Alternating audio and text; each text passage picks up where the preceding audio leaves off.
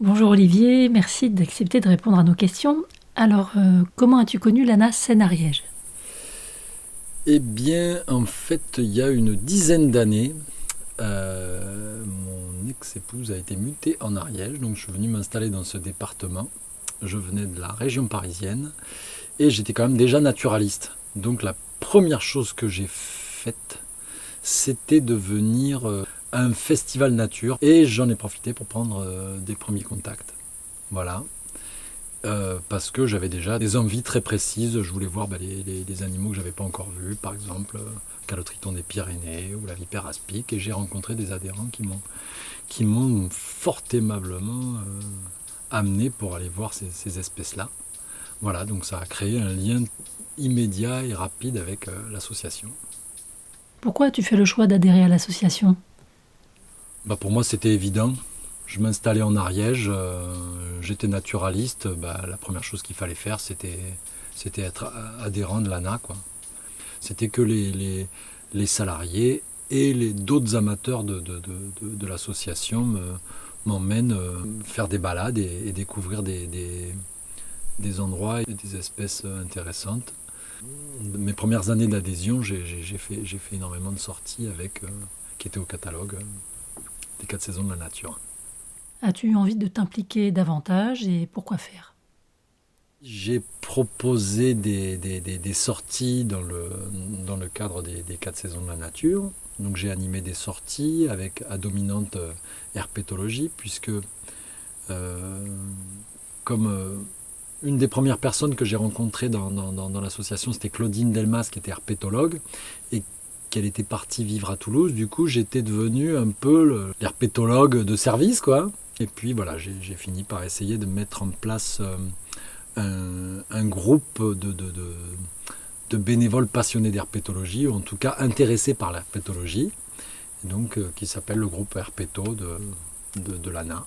Par exemple, là, ça a permis de préciser la répartition d'une nouvelle espèce qui a été découverte l'année dernière en Ariège, la tarente de Mauritanie. Donc ça, c'est quand même pas mal. J'ai fini par rentrer au conseil d'administration parce que tout simplement, euh, je m'étais lié d'amitié avec Jean Morette, quoi, qui était un des anciens coprésidents. Et, et puis Jean Morette, un jour, est venu me voir et m'a dit voilà, il nous faut quelqu'un pour le conseil d'administration, on a besoin de naturalistes, on a besoin de jeunes, on a besoin de gens motivés comme toi, etc., avec un peu de vibrato dans la voix, quoi. Et donc, et donc j'ai cédé, j'ai dit oui. Voilà. Ma grosse implication dans la vie de l'association, ça a été de participer à ce merveilleux projet, quoi, qui s'appelle Ariège Grandeur Nature, publié pour fêter les 30 ans de l'association. Peux-tu nous expliquer comment est né ce projet? Mais initialement, à un conseil d'administration, j'ai dit, mais il y a quand même quelque chose qui m'embête, c'est que l'ANA n'est plus de publication, pratiquement plus. Et donc j'ai dit, ce qu'il faudrait, c'est faire un beau livre qui valorise l'association, les actions de l'association, et qui en même temps fasse intervenir les photographes amis de l'association, donc un beau livre avec des belles photos. Et donc au conseil d'administration, tout le monde a été unanimement d'accord pour se lancer dans ce projet. Et donc ils m'ont donné la mission de démarrer le projet, quoi. Ça a été très long au départ pour que le projet démarre, parce que pour savoir exactement qu'est-ce qu'on voulait produire. Moi, je pensais qu'on allait juste faire un joli livre avec quelques belles photos et un texte un peu lapidaire. Et en fait, c'est pas du tout ça qui s'est passé. En fait, il y a eu bon, c'est pas une encyclopédie, mais quelque chose de beaucoup plus ambitieux que ce à quoi j'avais pensé initialement.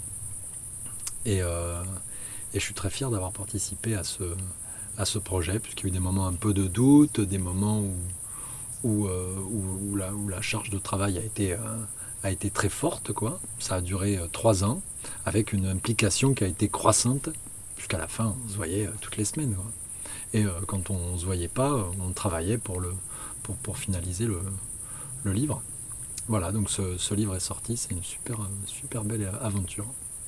Et je suis très fier d'y avoir participé. Alors, vous étiez combien d'auteurs? Donc on était 5. Il y avait Martin Castellan, qui est plutôt un amateur d'ornithologie, mais qui s'intéresse aussi à l'histoire de l'Ariège, à l'histoire de son peuplement, etc.